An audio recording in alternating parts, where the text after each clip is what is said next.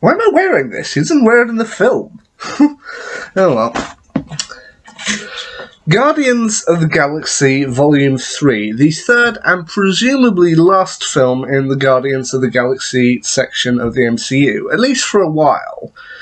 Now, this film did end up getting pushed back a little bit due to the director James Gunn. For those who don't remember, a couple of years ago, shortly after the release of Guardians of the Galaxy Volume 2 and also the Avengers 2 films, Gunn was still on to direct the third Guardians of the Galaxy film. However, when various unsavory tweets of his resurfaced on the internet, Marvel decided at the time it was best to cut ties with Gunn. And however, thanks to the results of many fans kind of pulling together to speak up for Gunn, including Chris Pratt and Dave Bautista, Gunn was hired back on, although in the interim he did accept a gig to direct for DC, producing the film The Suicide Squad. So we did have to wait around a little bit for Guardians of the Galaxy Volume 3 to hit the big screen, after he was done with The Suicide Squad and the first season of Peacemaker. But the film is finally here, and I think, in terms of the Guardians of the Galaxy films, there usually seems to be two camps. Those who loved the first one, but felt the second one was just okay, or those who thought the first one was okay, but the second one they loved. And I'm kind of more in that first camp. Like, the second one isn't bad. I think the Guardians of the Galaxy films are all fun. They're all fun. But in terms of which one I tend to think of is probably the best, I tend to go for the first one. But that doesn't mean the second one's bad. I found the second one fun. And Guardians of the Galaxy Volume 3, I do think does follow up with that really well. Now, in terms of this, I have seen both the original Guardians of the Galaxy films, and I did see them in Avengers, but I haven't got Disney Plus, so I didn't see the Guardians of the Galaxy Holiday Special, although I have read up on it and I do understand the kind of basics of it.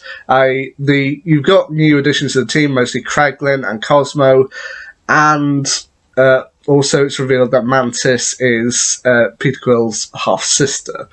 So, yeah, I'm mostly up to date on that part. I mean, maybe one day I will see the Holiday Special in properly, but I think that's minor details at this point. Now, let's get on to Guardians of the Galaxy Volume 3, because once again, I do think that this is still a really fun film, but then also some very dark moments.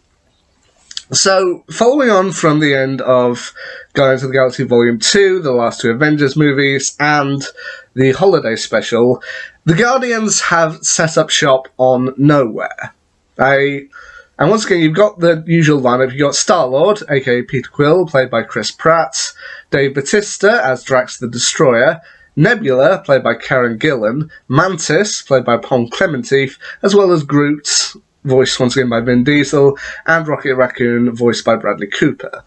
They've set up shop on nowhere along with their two new members, Kraglin, once again played by Sean Gunn, and Cosmo the Space Dog, who was, I think, only teased at the end during Guardians of the Galaxy Volume 1, but is now technically a member of the team.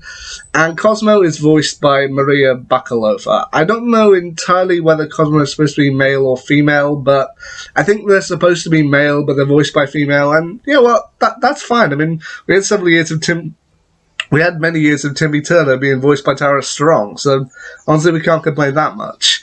Also, I think Tara Strong does also show up in this movie as Mainframe, taking over from Miley Cyrus, but anyway. Anyway, as I said, they've set up shop on nowhere, and they're just kind of living their lives, kind of intergalactic bounty hunters, same old, same old. However, during an encounter with Adam Warlock, played by Will Poulter, a character created by Aisha and the Sovereign, Rocket ends up injured, kind of fatally injured, and there is kind of kill switch built into his kind of genetic code.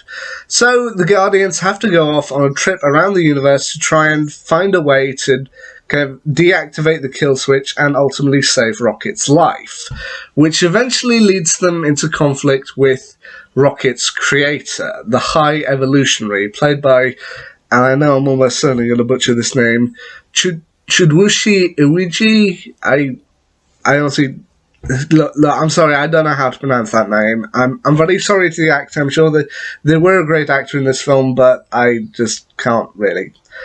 And through this, we also get a look into Rocket's backstory. And this is arguably the emotional high points of the film. Like, this stuff is devastating to watch. But at the same time, you know you have to go through it. With the setup being that Rocket, many years ago, was just normal raccoon who was experimented on by the High Evolutionary. And he ended up being put in a test group along with 3 other animals whom he did grow to care for, including an otter, who names herself Lila, voiced by Linda Cardellini, a walrus named Teefs, and a rabbit named Floor. Now, this isn't Linda Cardellini's first go in the MCU either. She previously portrayed Hawkeye's wife, Laura Barton, in Age of Ultron. So it's nice to hear her back again. And these 4 animals, like, they want to be able to one day escape.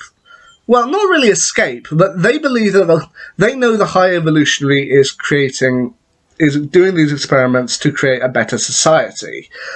And he ultimately wants to create a counter-Earth that is like Earth, but as many of the kind of flaws of Earth ironed out, and all of the creatures are going to be animals, or at least animal-based.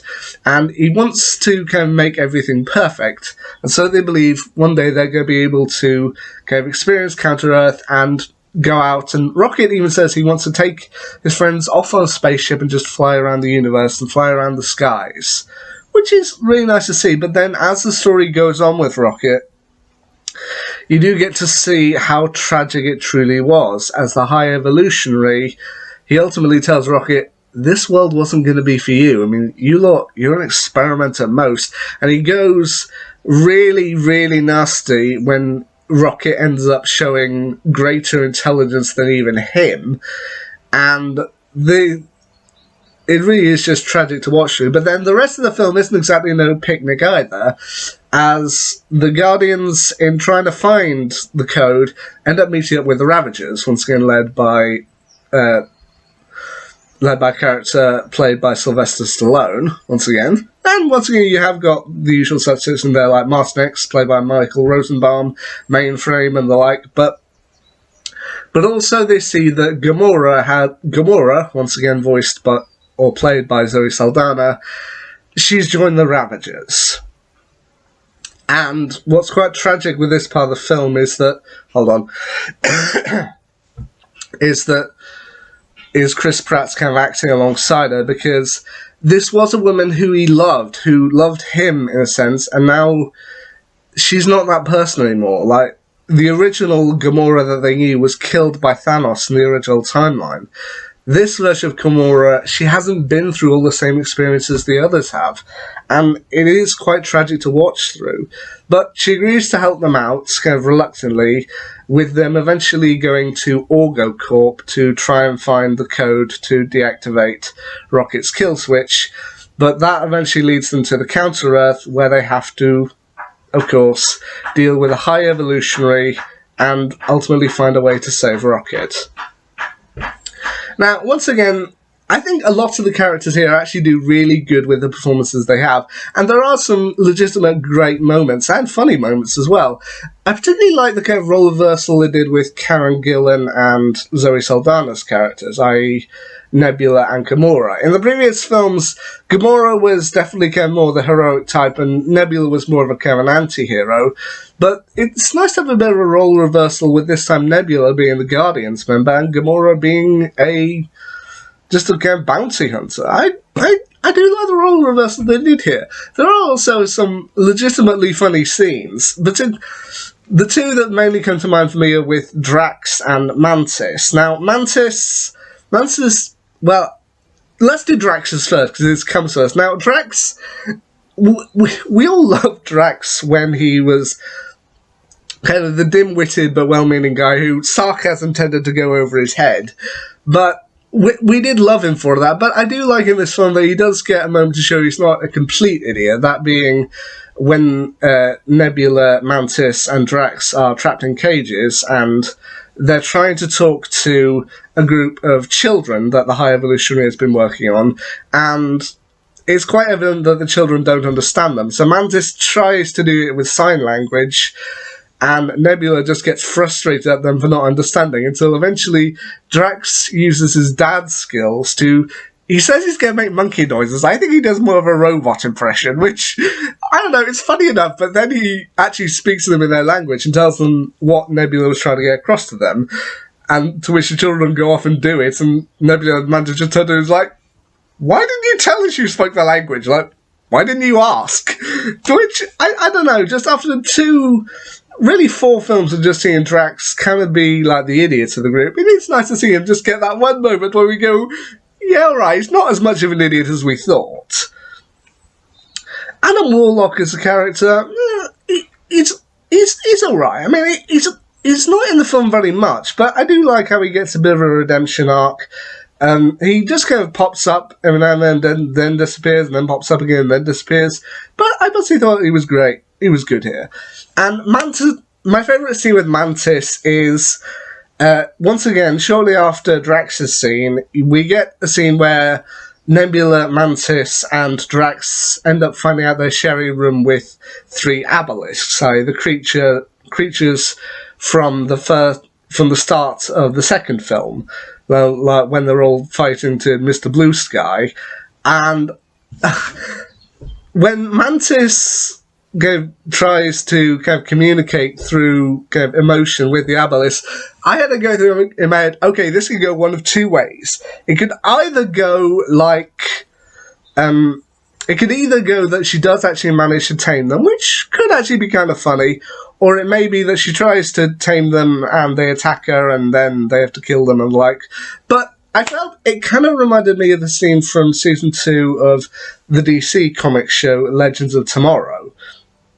When Vixen has a T-Rex kind of charging towards her and she manages to tame it, and it's quite awesome. And I felt the same here with Mantis and the Abelisks. I actually thought this was kind of fun.